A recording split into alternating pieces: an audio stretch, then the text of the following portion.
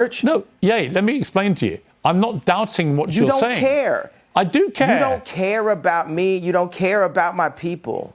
I care about me. I care about my people. So it's for me to stand up. And God forbid I step on someone's toes while I'm at it. It's not someone's toes. You stepped on the entire Jewish people's toes with a very deeply inflammatory tweet, which I think you've now accepted.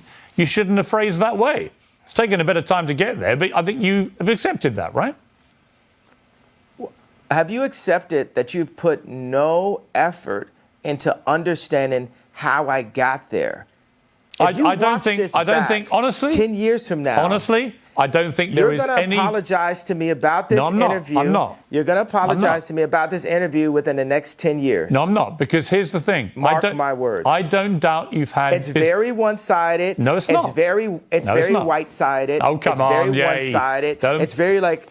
It's not white-sided. I'm not doubting you've had business issues. I'm saying the way to respond to that is not to go public to millions of people and say you're going DEFCON 3 on Jewish people. Millions of people. Right. Millions of people have had DEFCON 3 on their contracts. Right. You didn't say that. You didn't say that. And said, millions of people. Well, I opened it up. Now I didn't, but now I'm saying it now. Okay, so now what I think you should say, I think you should say to the Jewish people, I'm sorry for the offensive language I used in that tweet. I wouldn't do that again. This is what I really meant. I think people would respect you if you said that. I don't know why you can't just say that.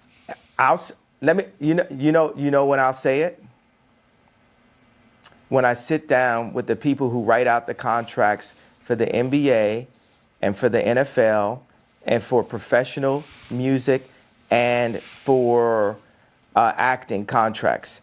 We need to go to the top lawyers, the top execs, the owners of the stadiums, the owners of the football teams, and the owners of the record labels. And we're going to put them all in one room. And we're going to read let's go top 10 in each one of these categories, right? Let's read Michael B. Jordan's contract. Why would any of that?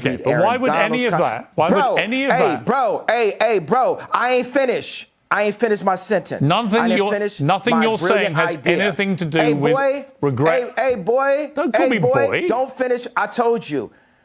Oh, don't treat me like a boy then. I'm going to finish my sentence of my idea. Nothing you're saying has got anything to do with the tweet. Cool. Bro, I was in the middle of a sentence, boy. Okay, so are you going to allow me to finish my sentence? Yes.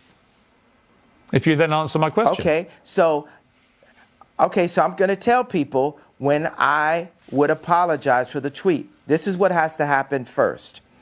I need all of the top executives in Hollywood. I need the top executives at the NBA and at the NFL. We'll do those two sports specifically. And I want the top executives in music, dealing with publishing, dealing with like Spotify and Apple Music and Universal Music and all the top let's do like 5 top execs there. And I want to look at the top 10 earners in each one of those fields' contracts openly. We want to compare and contrast the contracts. And then once we open that conversation, and we need to do it on a platform live with lawyers asking questions, and we'll have the top lawyers like a Johnny Cochran, Robert Kardashian level legal team, looking at all of these contracts together. After that moment happens, then I will say, I'm sorry. Okay, if that's your position, that's clear. Interview adjourned. Love you.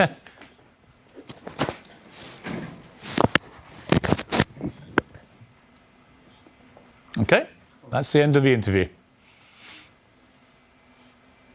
I mean, I just get the feeling from you that you're obviously a complex character, brilliant in many ways, fascinating, like I say, compelling.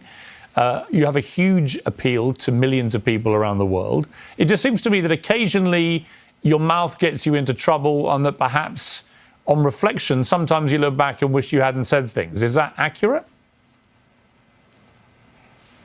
Nah, not really. Because the things I say are on behalf of God. Like, it's not always godly because I'm a man, but God is definitely using me. You're Catholic faith? I am. Or what's Yes, your background? I am What's your Catholic. religious? Catholic, yeah. Well, we're working for God here, and it's just like with black people now with entertainment, we're coming into wealth, but all the other black people with anywhere near my amount of wealth would never cross the lines of taboos inside of the media that I would, that actually we used to in rap. All these words, we used to say these, so it's all these like words that are being removed from our vocabulary, words that evoke emotion. Don't you feel like the salt is being taken out of our food? Look at Dune. The people who control the salt controlled all the money. And people are trying to control the salt, and it's salt in our language. That's why I will not apologize for having a bit of salt in my words. I will say, hey, this can be improved on, but it's like, hey, look, I'm going to update. You're looking at the God's iPhone 100. We are God's iPhone, right? If you think about it, we're his favorite creation. We were made in his image, and we need updates. And society, capitalism, media, and thought police have been stopping us from our updates. We have to have a thought, and then we have to actualize it. I like the word actualize better than execute, because execute's a negative word. We discussed this. We have to actualize.